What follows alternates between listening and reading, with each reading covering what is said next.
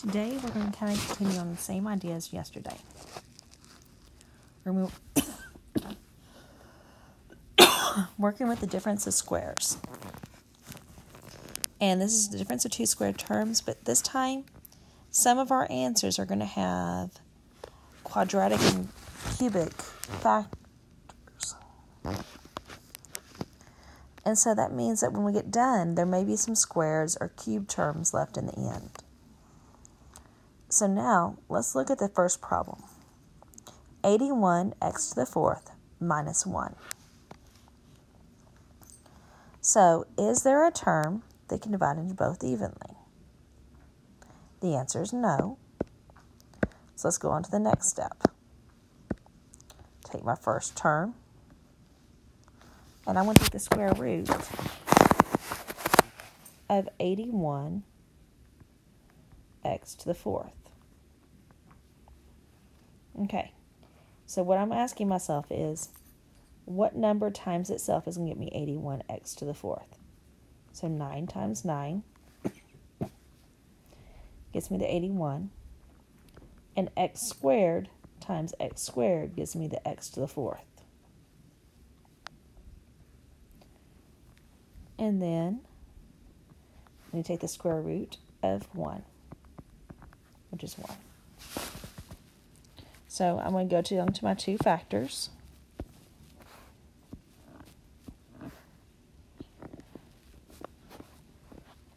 And put a plus sign and a minus sign. So my first term is 9x squared and 9x squared. My second term for both of them is 1. And so now I'm going to look at my factors that I resulted in. So I have 9x squared plus 1 and 9x squared minus 1. Well, this is a difference of squares again. I know it's a difference because there's a minus sign in between it. And I want to see if it's something where I can take the perfect square root or if I can stop here. The first term has a plus sign, so this one is done. Can't go any further.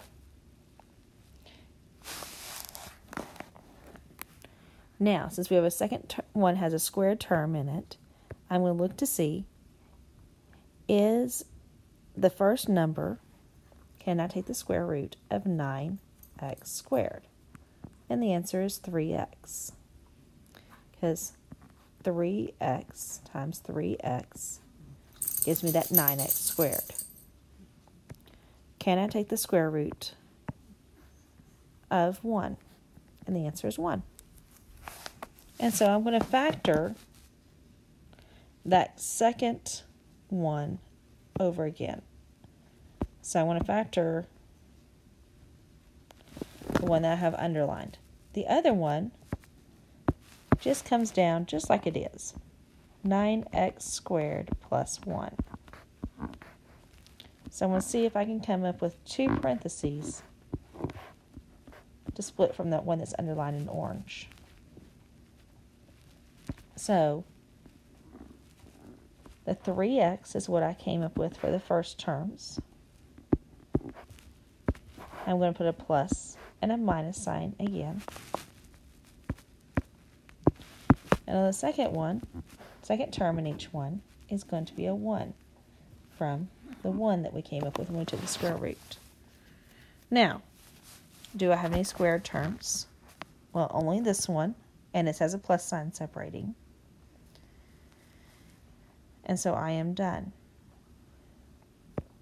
Ways to tell you're done and can't go any further is if you can't take the square root of any of the numbers or there's a plus sign in between them.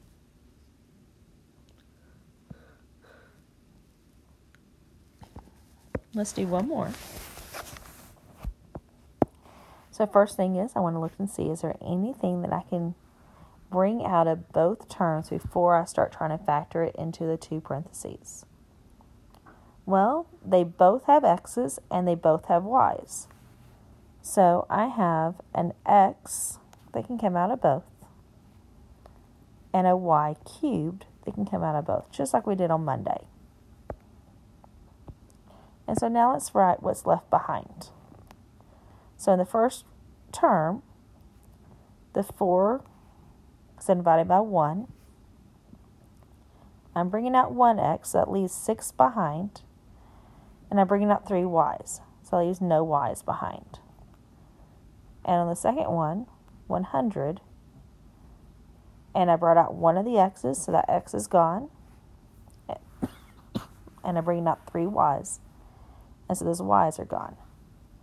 So it's factored out just like that. So now let's take both of our pieces. 4x to the 6th. I'm going to see, is there a way I can factor that? So 4x to the 6th. Can I take the square root of that? Is there a number times itself that will equal 4? The answer is yes, 2. Now I've got to figure out how I can get x to the 6th, which is x times itself 6 times. So if I was to split this into 2 groups, the first one would have 3, and the second one would have 3. So that gives me an x cubed times x cubed.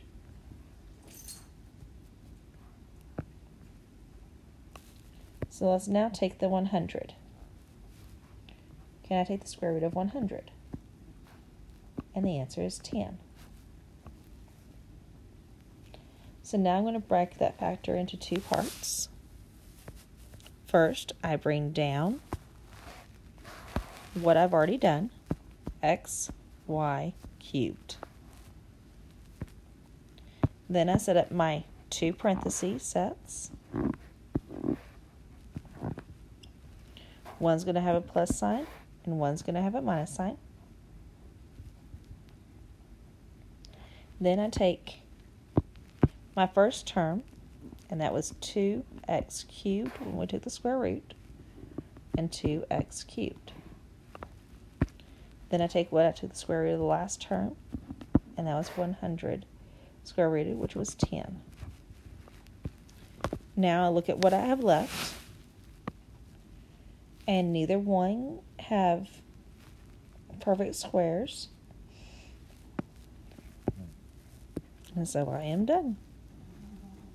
That would be my answer.